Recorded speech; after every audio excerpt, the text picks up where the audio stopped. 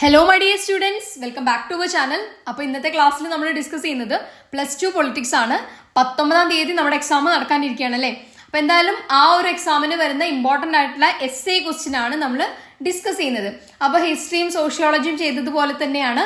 അപ്പോൾ അത് കുറച്ചും കൂടെ യൂസ്ഫുൾ ആണ് എന്നാണ് വിശ്വസിക്കുന്നത്. അതുകൊണ്ട് തന്നെ ആ ഒരു പാറ്റേൺ, അതായത് essay ക്വസ്റ്റ്യൻ, അതുപോലെ തന്നെ 3 മാർക്സ് ടു 5 മാർക്സ്, അതുപോലെ 1 to 2 മാർക്സ്. അപ്പോൾ അങ്ങനെ ഒരു 3 വീഡിയോ കേട്ടോ. ഓക്കെ, അപ്പം എന്തായാലും ബാക്കി വീഡിയോസ് നമ്മൾ ചെയ്യുന്നതായിരിക്കും. ഓക്കെ, അപ്പം എന്തായാലും നമുക്ക് നോക്കാം അല്ലേ. ചാപ്റ്റർ വൈസ് തന്നെ നോക്കി പോകാം. ചാപ്റ്റർ 1 ആണ് ചാലഞ്ചസ് ഓഫ് നേഷൻ ബിൽഡിംഗ്. അതിൽ നിന്ന് 2 ക്വസ്റ്റ്യൻ ആണ് essay ക്വസ്റ്റ്യൻ ആയിട്ട് ചോദിക്കാൻ സാധ്യതയുള്ളത്. ഒന്നാമത്തേത് explain the process and consequences of partition, അതായത് വിഭജനത്തിന്റെ പ്രക്രിയയും അനന്തരഫലങ്ങളും വിശദീകരിക്കുക. വളരെ എളുപ്പമാണ്. ഈ ഒരു ചാപ്റ്ററിന്റെ നോട്ട് നമ്മുടെ ടെലഗ്രാം ചാനലിൽ ഉണ്ട്. ഓക്കെ, അതുപോലെ എഴുതിയാൽ മതി, നിങ്ങൾക്ക് ഫുൾ മാർക്ക് ഉറപ്പാണ്. അപ്പൊ അത് ഞാനിവിടെ പറയുന്നില്ല. പ്രോസസ്സ് എന്ന് പറയുന്നത് 4 പ്രശ്നങ്ങളായിരുന്നു, പ്രധാന പ്രശ്നങ്ങൾ.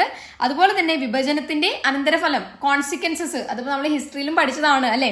അപ്പൊ അതാണ് ഇവിടെ എഴുതേണ്ടത്. ഓക്കെ, അപ്പൊ അതിന്റെ കറക്റ്റ് നോട്ട് നമ്മുടെ ചാനലിൽ ഉണ്ട് കേട്ടോ.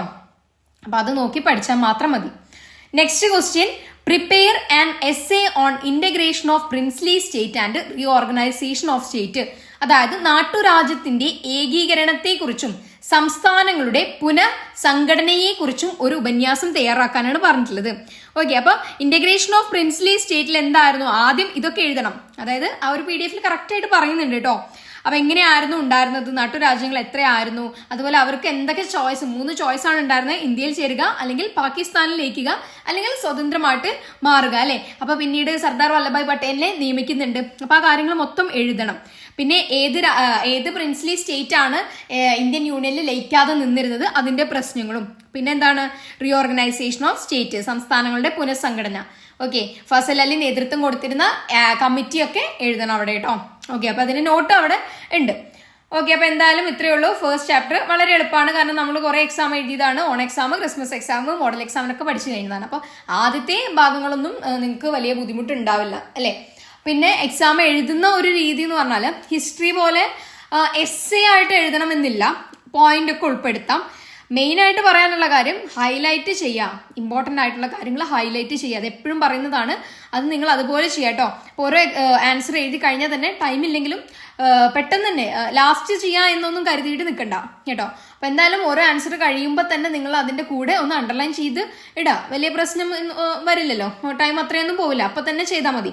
അതല്ല നിങ്ങൾ ബാലൻസ് ആക്കിയിട്ട് വയ്ക്കുമ്പോഴാണ് അത് ബുദ്ധിമുട്ടാവുക കേട്ടോ. അപ്പൊ എന്തായാലും നമുക്ക് അടുത്ത ചാപ്റ്റർ 2 ആണ് Ira of one party dominance. അതിലെ ഒരു ക്വസ്റ്റ്യൻ ആണ് എന്ത്, what are the reason for the domination of Indian national Congress in the first 3 general election. ആദ്യത്തെ 3 പൊതു തെരഞ്ഞെടുപ്പുകളിൽ ഇന്ത്യൻ നാഷണൽ കോൺഗ്രസിന്റെ ആധിപത്യത്തിന് കാരണം എന്താണ്?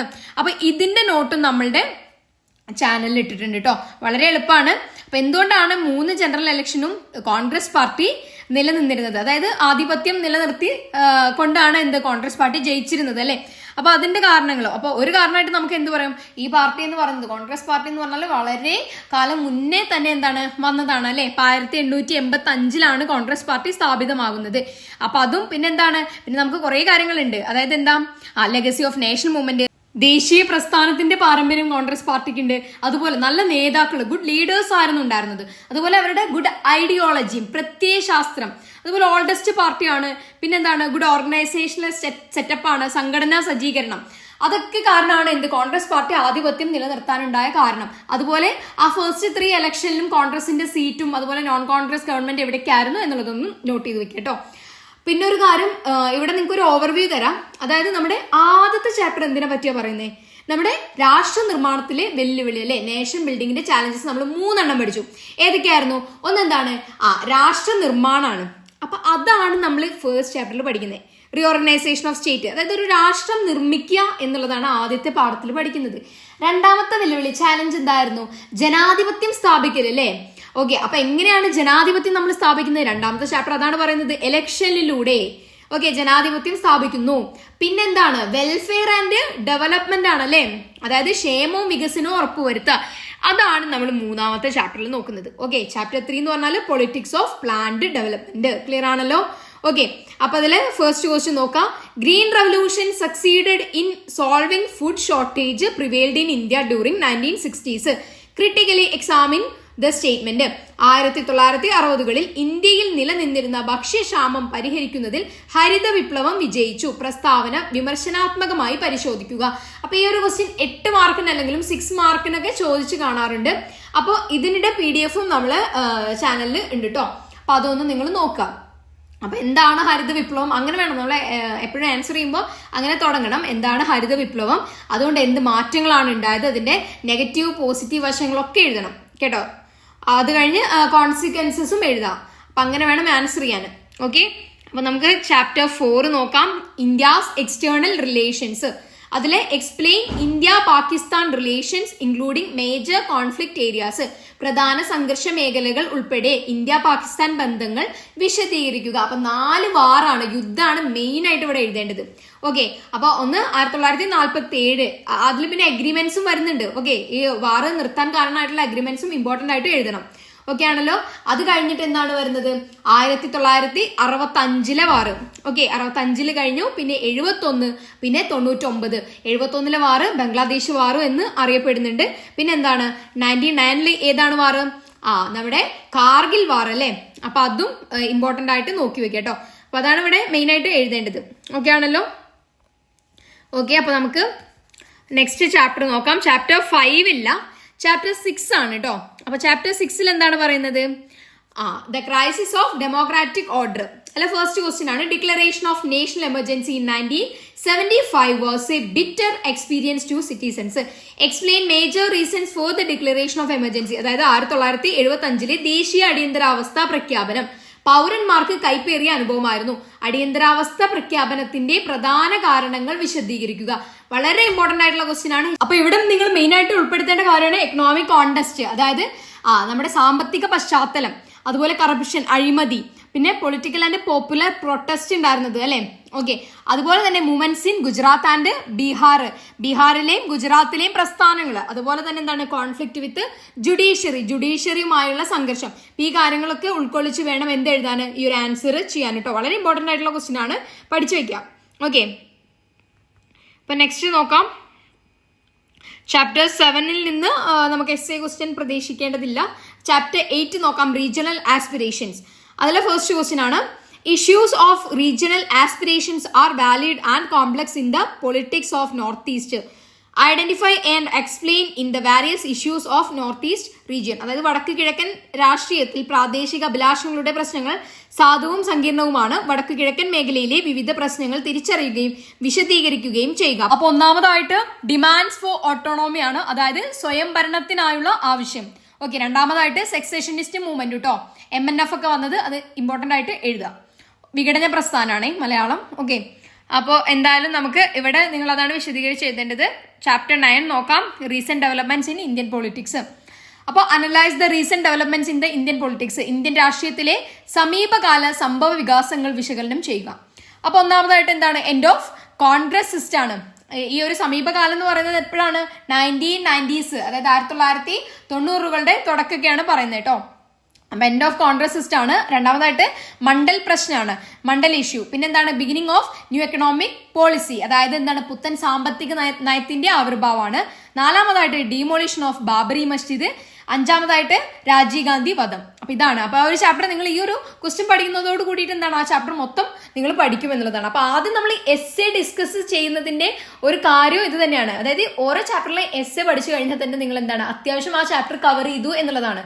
ഓക്കെ, പിന്നെ നിങ്ങൾക്ക് അതിന് ഇപ്പൊ രാജീവ് ഗാന്ധി വധം അല്ലെങ്കിൽ എന്താണ് മണ്ഡൽ ഇഷ്യൂ ഒരു 3 മാർക്കിന് ചോദിച്ചു കഴിഞ്ഞാലും അത് എന്താണ് സെപ്പറേറ്റ് ആയിട്ട് എടുത്ത് എഴുതാൻ കഴിയും അല്ലെ. അപ്പൊ അതാണ് നിങ്ങൾ എസ്സേ പഠിക്കുന്നുണ്ട്. ആദ്യം എസ്സേ തന്നെ പഠിച്ചു കഴിഞ്ഞാൽ നിങ്ങൾക്ക് എന്താണ് ഒരു ഏകദേശം ആ ഒരു ചാപ്റ്റർ ഓൾമോസ്റ്റ് കവർ ചെയ്യും എന്നുള്ളതാണ്. ഓക്കെ, അപ്പൊ ഈ 9th ചാപ്റ്ററിലെ ഈ ഒരു ക്വസ്റ്റ്യൻ തന്നെയാണ് കേട്ടോ.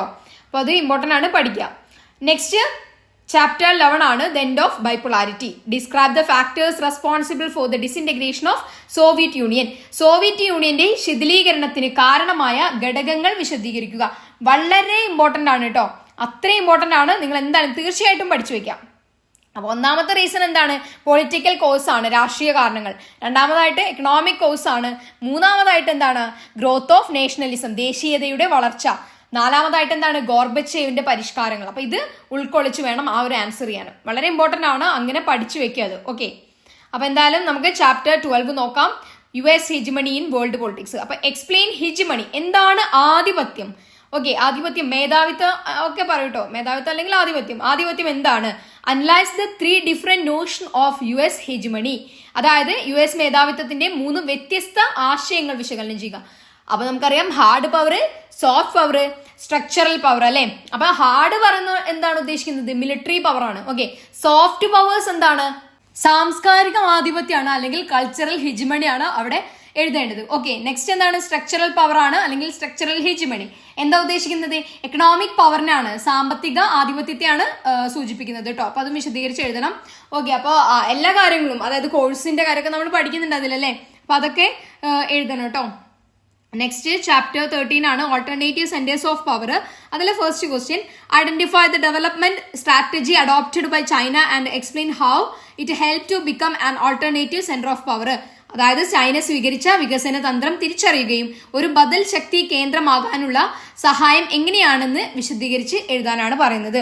അപ്പോൾ ചൈനയുടെ എക്കണോമി ബിഫോർ 1970s എഴുതുക, അതുപോലെ ചൈനീസ് എക്കണോമി ആഫ്റ്റർ 1970s, 1970-കൾക്ക് ശേഷം. പിന്നെ ഓപ്പൺ ഡോർ പോളിസി മെയിൻ ആയിട്ട് ആരാണ് കൊണ്ടുവന്നത്, ഈ കാര്യങ്ങൾ മൊത്തം എഴുതണം കേട്ടോ. പിന്നെന്താണ്? ചൈനയുടെ എക്കണോമി എന്ന് പറഞ്ഞാൽ വളർന്നുകൊണ്ടിരിക്കുന്നതാണ് അല്ലെ, കുതിച്ചു ചാടുന്ന ഒരു എക്കണോമിയാണ് ഇപ്പൊ എന്ത്, ചൈന എക്കണോമി. അപ്പൊ അത് എങ്ങനെയാണ് വന്നത് എന്നുള്ളതാണ്. ഓക്കെ, അപ്പൊ അതിന്റെ ബാക്ക്ഗ്രൗണ്ട് എഴുതാം. ഓക്കെ ആണല്ലോ. നെക്സ്റ്റ് നമ്മളെ ചാപ്റ്റേഴ്സ് വരുന്നതൊക്കെ എന്താണ്? എസ് എ പ്രതീക്ഷിക്കാവുന്ന ചാപ്റ്റേഴ്സ് അല്ല, ഇത്രയേ ഉള്ളൂ നമുക്ക് എന്ത് എസ് എ വരുന്ന ചാപ്റ്റേഴ്സ് എന്ന് പറയുന്നത്. ഓക്കെ, ബാക്കിയുള്ള നമ്മുടെ ചാപ്റ്റേഴ്സും ഒക്കെ അത്ര വെയിറ്റേജ് ഇല്ല, അതുപോലെ എസ് എ പ്രതീക്ഷിക്കേണ്ട കാര്യമില്ല. ഓക്കെ, അപ്പൊ എന്തായാലും അവിടെ നിന്നൊക്കെ നമ്മൾ പറയും കേട്ടോ.